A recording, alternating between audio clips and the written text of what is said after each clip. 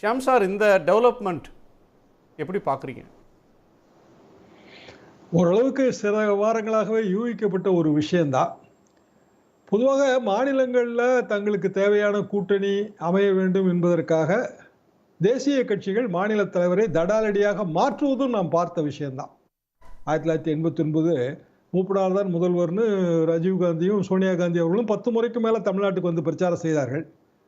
ஒரு 26 சீட்டு ஜெயிச்சாங்க. அது கூட ஒரு பெரிய வெற்றி தான் திமுக ஆட்சி அமைத்தது. ஆனால் அதற்கடுத்த சில மாதங்களில் ஜெயலலிதா அவர்களும் சசிகலா அவர்களும் ஒரு வாகனத்தில் பாண்டிச்சேரியிலிருந்து வந்து கொண்டிருக்கும் போது ஒரு லாரி மோதியது. மோதி கண்களில் கொஞ்சம் அடி. தேவகி மருத்துவமனையில் தான் அவங்களை அட்மிட் பண்ணியிருந்தாங்க. நாங்கள்லாம் அங்கே போகிறோம். திடீர்னு பார்த்தா பிரதமர் ராஜீவ்காந்தி நலம் விசாரிக்க வந்தார். ஏற்பாடு செய்து வந்து வாழப்பாடி ராமமூர்த்தி அவர்கள். அப்போதே இந்த கூட்டணிக்கான அச்சாரம் அதிமுகவோடு கூட்டணி வரப்போகிறது என்று பேசப்பட்டது. அதுதான் நடந்தது. வாழப்பாடி ராமமூர்த்தி அவர்கள் மாற்றப்பட்டார்கள். மூப்பனார் அவர்கள் இருந்தது போய் வாழப்பாடி ராமமூர்த்தி அவர்கள் வந்தார்கள். அதற்கு பிறகு நடந்ததெல்லாம் நம்ம அனைவருக்குமே தெரிந்த விஷயம்தான். வழக்கமாக தேசிய கட்சிகள் அந்த முடிவை எடுக்கும். திரு அண்ணாமலை அவர்கள் மாற்றப்படுவார் என்று நானும் உறுதியாகவே நம்புகிறேன். காரணம் என்னவென்றால், திரு எடப்பாடி பழனிசாமி அவர்களும் பாரதிய ஜனதாவும் ஒரே அணியிலே இருக்கும்போது திரு அண்ணாமலை அவர்களுக்கு அந்த ஸ்பேஸ் இல்லை, பொலிட்டிக்கல் ஸ்பேஸ் இல்லை. மேலும் மத்திய மந்திரி விஸ்தரிக்கப்பட போகிறது என்கிற ஒரு வாதம் அடிபட்டு கொண்டே இருக்கிறது. எனவே அவருக்கு ஒரு கௌரவமான ஒரு பொறுப்பை கொடுத்து விட்டு இங்கு மாநில தலைவரை மாற்றினால்தான் இந்த கூட்டணிக்கான வெற்றி வாய்ப்பு கிடைக்கும் என்று தேசிய தலைமை கண்டிப்பாக நினைக்கும். சார், அவருக்கு ஒரு ஹானரபிள் எக்ஸிட் அப்படின்னு ஒரு கோணத்தில் சொல்கிறீங்க. இன்னொரு புறத்தில் தமிழ்நாட்டில் பிஜேபியின் பக்கம் ஒரு கவனத்தை ஈர்க்க வைத்தவர் தடாலடியாக பேசினா கூட பிஜேபியினுடைய சார்பில் ஒரு அணியை உருவாக்கணும், ஏடிஎம்கேவோட கீழே பணியாற்றக்கூடாது என்று போன நாடாளுமன்ற தேர்தலில் அதற்காக களம் வகுத்து பண்ணவர் அப்படின்ற ஒன்று அவருடைய ஆதரவாளர்களால் அண்ணாமலையை ப்ரொஜெக்ட் பண்ணுறாங்க.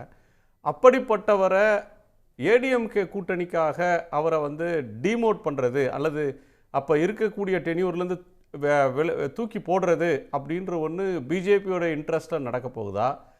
அவர் இருந்தால் அகில இந்திய கட்சிகளில் மாநில தலைவர்களுக்கு பெரிய முடிவெடுக்கும் அதிகாரங்கள் கிடையாது. டெல்லி தலைமை தான் முடிவு செய்யும்.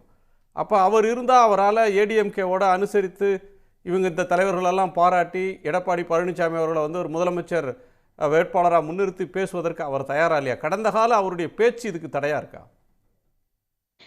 பல தலைவர்கள் வந்து கோலி சோடா மாதிரி தாங்க. கோலி பாப் சோடான்னு இப்போ அதுக்கு பேர் வச்சு யூரோப்பியன் மார்க்கெட்டை பிடிச்சிருக்காங்க. நம்ம ஊர் கோலி சோடா வழக்குழிஞ்சு போயிருந்தது. இப்போ கோலி பாப் சோடா, அது யூரோப்பியன் மார்க்கெட்டுக்காக ஒரு நேம் வச்சு நம்ம கொண்டு வர்றோம். இப்படி சில தலைவர்களுக்கு காலம் வந்து சில பெயர்களை சூட்டும், சில அடைமொழிகளை சூட்டும். அவங்க இங்கே வருவாங்க.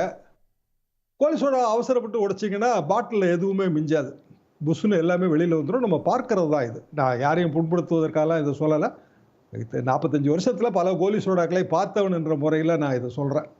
அப்படி என்றால் ஒரு கூட்டணி அமைந்தால் போதாது, அடுத்த கட்டம் தொகுதி பங்கீடு, எண்ணிக்கை, அதற்கு பிறகு இன்னென்ன தொகுதிகள். அப்போ பாரதிய ஜனதாவுக்கென்று சில தொகுதிகள் கண்டிப்பாக தேவை. அப்போ தான் அவங்களுக்கான வெற்றி வாய்ப்பு கிடைக்கும். குறிப்பாக கொங்கு மண்டலம், அவர்கள் எங்கு செல்வாக்கோடு இருக்கிறார்களோ அங்கு. அப்படி என்றால் அதற்கெல்லாம் அணுக்கமான பேச்சுவார்த்தை நடத்துவதற்கு ஒருவர் தேவை. அது திரு அண்ணாமலை அவர்கள் தொடர்ந்து அவர் எடுத்த நிலைப்பாடுகள் எல்லாமே அப்படியான ஒரு அணுக்கமான ஒரு சக்தியாக அவரை காட்டவில்லை. ஒருவேளை சரிதான், நீங்க சொன்ன மாதிரி அவர் பாரதிய ஜனதாவை நூக்கன் காரணம் தெரிய வச்சிருக்கிறாரு. அதெல்லாம் நம்ம மறுக்கவே முடியாது. அண்ணாமலை வருகைக்கு பிறகு ஒரு ஓட்டு வங்கி உயர்ந்திருக்கிறது, அதையும் மறுக்க முடியாது. ஆனா அந்த உயர்ந்த ஓட்டு வங்கி மட்டுமே வந்து தேர்தல் வெற்றிக்கு அந்த கணக்கு சரியா வராது. அப்படி என்றால் அதிமுகவோடு நெருக்கமாக பேசி, இணக்கமாக பேசி, எடப்பாடி பழனிசாமி அவர்களோடு கொஞ்சம் வணக்கமாக போய் தேவைப்படுகிற தொகுதிகளை, இன்னும் குறிப்பாக சில தலைவர்கள் கண்டிப்பாக விரும்புகிற தொகுதிகளை பெற்றுத்தர வேண்டும். அதற்கு வந்து உங்க அனுபவத்திலே நீங்க பார்த்திருப்பீங்க, காங்கிரஸ் கட்சியினுடைய பேச்சுவார்த்தைகள்ல இங்க வந்து ஈவி.கே. இளங்கோவன் தலைவராக இருந்தாலும் சரி, கே.எஸ். அழகிரி அவர்கள் தலைவராக இருந்த காலத்திலையும் சரி, இவங்க பேச்சுவார்த்தை குழுவில் போவாங்க. மூத்த தலைவர்கள் குலாம் நபி ஆசாத் போன்றவர்கள் அல்லது திக்விஜய் சிங் மாதிரியாக இருக்கிறவங்க, கே.சி. வேணுகோபால் மாதிரியான ஒரு அகில இந்திய தலைவர்களை மேலேருந்து அனுப்புவாங்க. அவங்க வந்து நம்பர்ஸையும் இடங்களை முடிவு செய்கிற இடத்துல கூட அவங்க இருக்கிறவர்களையும் பார்க்குறோம். ஆனால் இந்த 2 பேரும் ஒரு மேடையில் தோன்ற முடியாத அளவுக்கு நெருடல் வந்துருச்சா? இன்னொன்று அவர் சொல்கிறார், பர்ஃபெக்டான ஃபீட்பேக்கை நான் கொடுத்துட்டேன்றாரு. அப்படின்னா ஏடிஎம்கே கூட்டணி வேணும்னு கொடுக்குறாரா, வேண்டாம்னு கொடுக்குறாரா? டெல்லிக்கு சம்மன் பண்ணப்பட்டார் எடப்பாடி அப்படின்னு சொல்றதை நாம் எப்படி புரிஞ்சுக்கிறது? சம்மன் பண்ணப்பட்டார் என்று சொல்வது கொஞ்சம் அதீத கற்பனை தான். வரவழைக்கப்பட்டார் வேணா வச்சுக்கிடலாம். ரெண்டுக்கு என்ன சார் ஆனால் அர்த்தம்? இந்த வரவழைக்கப்பட்டார்ன்றதுக்கும் சம்மன் பண்றதுக்கும் கோர்ட்டு கூப்பிட்டா சம்மன்ங்க, ஆட்சியில பெரிய அளவுக்கு பொசிஷன்ல இருக்கவங்க கூப்பிட்டா வரவழைக்கப்பட்டார். அப்படிதான் நம்ம இதை எடுத்துக்கணும். இன்விடேஷன் வந்து நீங்க வந்து ஏற்றுக்கொள்ளலாம், ஏற்காம போலாம். இன்விடேஷன் வேற, சம்மன் வேற. இன்விடேஷன் வந்து நீங்க வேணான்னு கூட ரிஜெக்ட் பண்ணலாம். சம்மன் அப்படி பண்ண முடியாது இல்லையா? அழைப்பானைனா சம்மன், சரி, இது ஆணை, ஆனால் அழைப்பு, அப்படி புரிஞ்சுக்குங்களேன். அந்த ஆணையின் பேரில் அழைப்பை ஏற்று எடப்பாடி சென்றார். பழனிசாமி அவர்கள் அதாவது போனது தொகுதி எண்ணிக்கை எல்லாமே உங்க கருத்து சரிதான் கூட.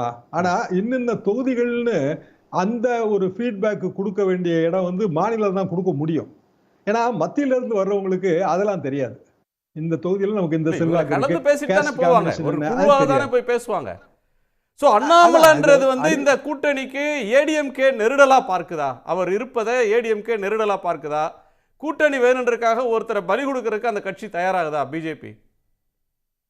இப்படி பாருங்க, எடப்பாடி பழனிசாமி அவர்கள் இதுவரைக்கும் பிஜேபி கூட்டணி இல்லவே இல்லைன்னு சொல்லிட்டே வந்தாரு. ம். இப்போ பிஜேபி கூட்டணி அமைத்த பிறகு அவருக்கே ஒரு ஃபேஸ் சேவிங் தேவைப்படுதுல்ல. பாருங்க, நான் அண்ணாமலையவே பதவி விட்டு தூக்கிட்டேன் என்பது அதுல என்ன அவருக்கான சார் அந்த ஃபேஸ் ஒரு- சேவிங் இருக்கு? ஒரு தேசிய கட்சியோட மாநில தலைவரை மாத்துறதுல அவருக்கு என்ன பெருமை வந்துட போகுது? நான் கூட்டணி எடுத்த எடப்பாடி- முடிவுல நான் உறுதியா இருந்தேன் அப்படின்னு சொன்னா ஒரு பெருமை, நான் காம்ப்ரமைஸே பண்ணி கொண்டல, கொள்கையில திடமா இருந்தேன்னு சொன்னா பெருமை. இதை பாருங்க, அந்த நபரை தூக்கிட்டேன்னு அவர் போய் இன்னொருத்தர் வந்தாலும் அதே பாலிசியை தானே பேச போறாங்க. எடப்பாடி பழனிசாமிக்காக அண்ணாமலை தியாகம் செய்யப்பட்டாருங்கிறது பெருமை இல்லையா? நிச்சயமா அதுல ஒரு கெத்து இருக்குதானே செய்யுது. அரசியல்ங்கிறது கெத்து அடிப்படையிலானது தானேங்க. அதுல கெத்து இருக்கு. வெற்றி பெறுமா வெற்றி பெறாதா அதெல்லாம் தனிப்பட்ட விவாதம். ஆனா ஒரு வருஷத்துக்கு முன்பே கூட்டணி, அது அது அதனால் என்ன பயன்கிறது தான் உண்மையான கேள்வி. இன்னும் இருக்கு. எடப்பாடி பழனிசாமி அவர்கள் இன்னமும் கூட்டணி உறுதியாகி விட்டதெல்லாம் அவர் சொல்லலை. செல்வராஜ் கூட அதைத்தான் கிட்டத்தட்ட பிரதிபலித்தார். ஆனா நகர்வுகளை பார்க்கும்போது நமக்கு அது புரியுது, இப்படித்தான் இது போகும் என்பது நமது அனுமானம் தான். வாக்கரசியல் என்பது அனுமானத்துடன் தொடங்குதல், அனுமானத்தை அடைதல் இல்லை. அனுமானத்தை அடைதல்ங்கிறது வேற. அது உண்மையிலேயே தேர்தல் நேரத்தில் தான் அதெல்லாம் நமக்கு புரிய வரும். இப்போ அண்ணாமலை அவர்கள் நீக்கப்பட்டால் பாரதிய ஜனதாவுக்கான அந்த ஒரு ஒரு சைக்காலஜிக்கலா அவங்களுக்கு டிஃபீட்டா தெரியுமா? அப்படி தெரியறதுக்கு வாய்ப்பு இருக்குன்னு தான் நான் கருதுறேன். காரணம், அது வந்து ஒரு சண்டைப்பட ரசிகர்கள் மாதிரி அண்ணாமலை வருகைக்கு பிறகு ஒரு ஃபேன் ஃபாலோவிங் இருக்கு. எத்தனை சதவீதங்கிறதுக்குள்ள அந்த இதுக்குள்ள நான் போக விரும்பல. ஆனால் அவர்கள் வந்து அண்ணாமலை அதிமுக கூட்டணிக்காக தியாகம் செய்யப்பட்டால் அவர்களுக்கு அது மனதளவுல காயத்தை ஏற்படுத்தும். இன்னைக்கு வர்ற எல்லா ட்வீட்களை பார்த்தாலும் அப்படிதான் தெரியுது. எல்லா காயத்துக்கும் மருந்து இருக்கு. எல்லா காயமும் வந்து தீராத வடுக்கள் இல்லை, சில நாள்ல மறைஞ்சு போற வடுக்களும் இருக்கு. இது எவ்வளவு டீப்பான ஊண்டு அப்படின்றது போற நாட்கள்ல பார்க்கலாம். இல்ல, ஒரு வருஷத்துக்கு முன்பே இதை கொண்டு வரும்போது காயம் ஆறுவதற்கும் கொஞ்சம் டைம் கிடைக்குதுல்ல அரசியல் ரீதியா. ஆமா, அது போக மோடி அவர்கள் ரிட்டையர்மெண்ட்டை பத்தி பேசும்போது அவருக்கான கம்பல்ஷன் என்ன? மாநில சட்டமன்ற தேர்தலில் வெற்றி பெறுவது, பீகார் அடுத்து தமிழ்நாடு, ரெண்டுலயும் மோடி அவர்கள் தோற்றால் ஆமா இவரோட யூட்டிலிட்டி முடிஞ்சு போச்சு, ஃபெமிலியாரிட்டி பிரீட் இஸ் கண்டெம்ட், மோடியை வந்து மாற்ற வேண்டிய காலம் வந்துருச்சு அப்படிங்கிற குரல் வந்துடும். மோடியை காப்பாற்றுவதற்காகவும் இந்த முடிவு. அப்படி பாருங்க. இல்லை நீங்கள் அப்படி பார்க்குறீங்க. பீகார் இந்த வருஷமே முடிஞ்சிருது. அடுத்த ஆண்டு மேலே நடக்கிற தேர்தல்களில் அவங்களுடைய ப்ரையாரிட்டி, அசாம் ஆட்சியில் இருக்கிறாங்க, மேற்கு வங்கம் எதிர்க்கட்சியாக இருக்கிறாங்க, அடுத்து இருக்கிற தமிழ்நாடு கேரளாவில் அவங்க வந்து ஒரு மேஜர் பிளேயர்ஸ் இல்லை. கேரளாலையாவது அவங்களுக்கு ஒரு சின்ன ரெப்ரசன்டேஷன் இருக்குது, தமிழ்நாட்டில் இல்லை. அவங்க ப்ரையாரிட்டியிலே லாஸ்ட்டாக இருக்கக்கூடிய ஒன்றை வச்சு தான் மோடி பிரைம் மினிஸ்டராக கன்னியூ பண்ணுவாரா இல்லையா, இந்த அவுட்கம் தான் முடிவு பண்ண போகுது அப்படின்னு சொல்ல முடியுமா? குறிப்பிடத்தகுந்த வெற்றி கிடைத்தால் எல்லா ஸ்டேட் எலெக்ஷனும் 240 சீட்டு தான், 400 சீட்டு எய்ம் பண்ண இடத்துல 240 சீட்டு தான். பெரிய அளவுக்கு அவருக்கு வீக்கா தெரிஞ்சது. வாரணாசிலேயே 2 கவுண்ட் பின்னடைவு. ஆனாலும் அடுத்தடுத்து வந்த தேர்தல்கள் வெற்றிங்கிறது இப்ப அதை வந்து பின்னுக்கு தள்ளிருச்சு. சார் அப்போ தமிழ்நாட்டுல கொஞ்சம் சீட்டு கிடைச்சா கூட வெற்றி தானே. உடனுக்குடன் செய்திகளை தெரிந்து கொள்ள சன் நியூஸ் பெல் ஐகானை கிளிக் பண்ணுங்க.